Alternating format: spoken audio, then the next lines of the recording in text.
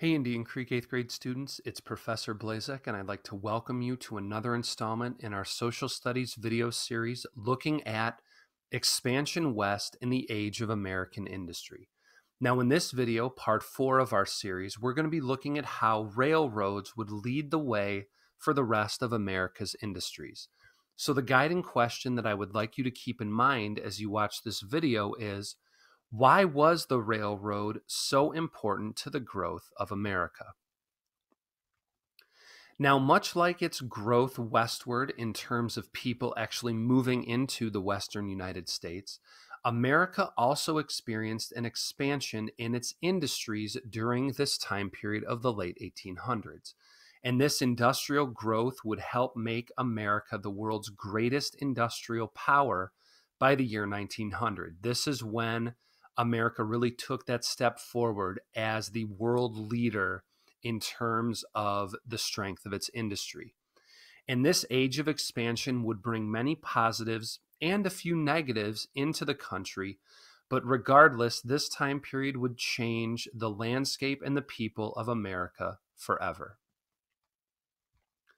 Now, as Americans began to settle the West, it was very important that industry was able to follow into these new lands. And railroads were the solution because they could ship large amounts of goods across the country in a very short period of time. And this would allow miners, farmers, and industrial workers to get the materials that they needed to help America continue to grow.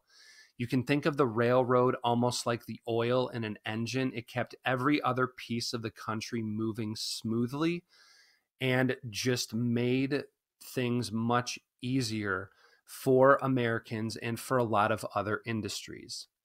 Now, as the railroad companies would grow, railroads would become much more efficient, and this would allow both food and other materials to ship at a lower cost. And this, again, is another example of how the railroad industry would benefit the rest of the country and the rest of the businesses within America during this time period.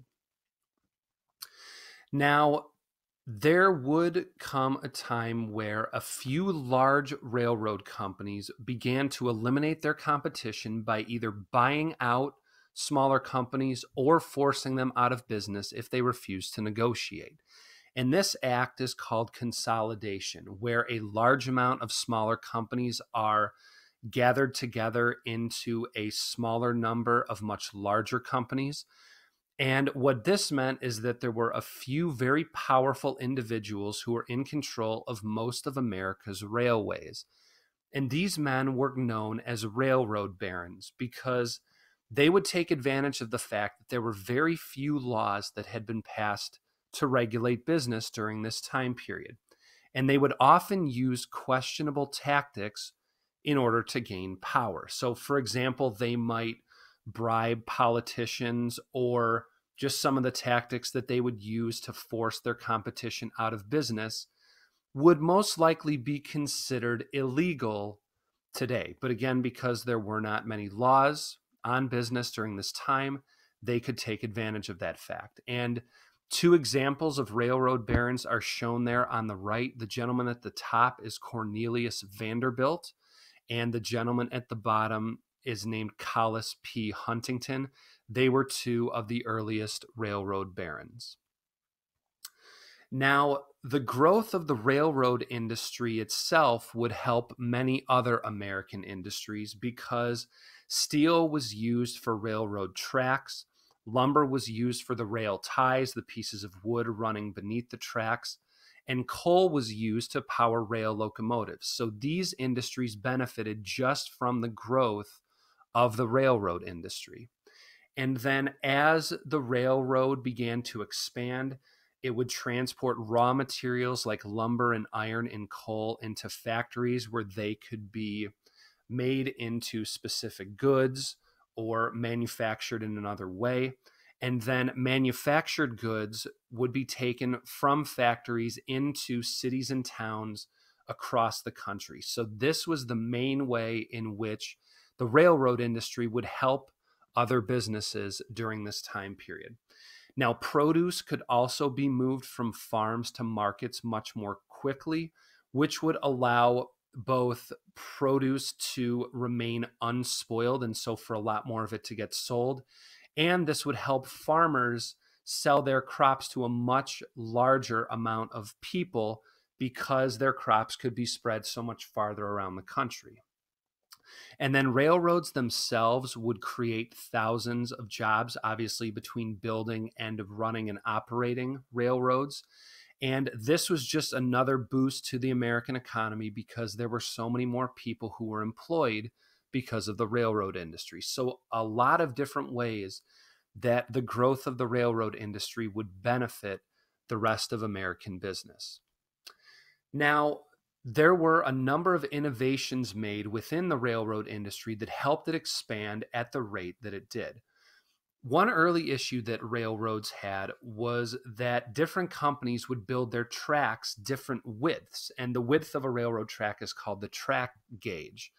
Now, this meant that trains could only use the tracks that were created by their own company because they couldn't fit on the tracks of other companies. And this meant that most companies could only transport goods or people over very short distances, and cross country travel was very inefficient because railroads just couldn't go that far if they were only using tracks that had been built by their company.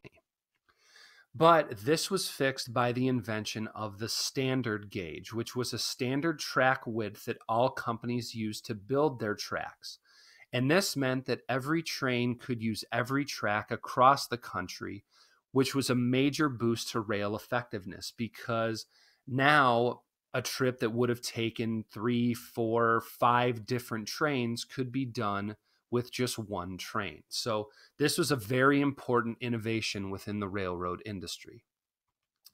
Now, some other innovations in the railroad industry besides the standard gauge included the invention of air brakes, which would increase safety, refrigerated rail cars, which meant that produce could travel much greater distances without spoiling, again, just helping farmers sell their crops to a much wider number of people than had previously been possible.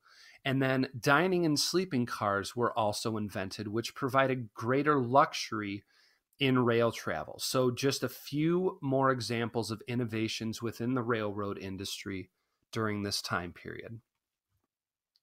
Now, just like all other companies, these railroad companies would look to maximize their profits and gain customers. And the larger companies would do this in a couple of different ways. One way would be to give secret discounts called rebates to their most important customers. And so this meant that their customers could ship their goods at a much lower cost than would otherwise be possible. But the part of the agreement was that these railroad companies would be the only ones that their customers would use to ship their goods. So it was a way to still continue to make more money, even though they were shipping things for lower than they otherwise would, because it brought in so much more business. And then another tactic was that railroad barons would divide the country into pools amongst themselves. And you can think of pools as though they divided the country into sections where one company would control an entire section of the country. And this meant that they could charge whatever rates that they wanted because there was no competition for consumers. And so the consumers would have to pay whatever price the railroad barons asked for because they had no other option as far as what company they could use for the railroad. So again, this was a tactic that would be outlawed today, but because there were not many laws regulating business during this time, this was something that railroad barons could do to make themselves much more money. Now, the expansion of the railroad industry would also shift the country's population and its industries because certain industries would begin to move west into new and less populated cities than they had previously been centered in. For example, the flour making industry would move from the East Coast to Kansas City in Missouri during this time.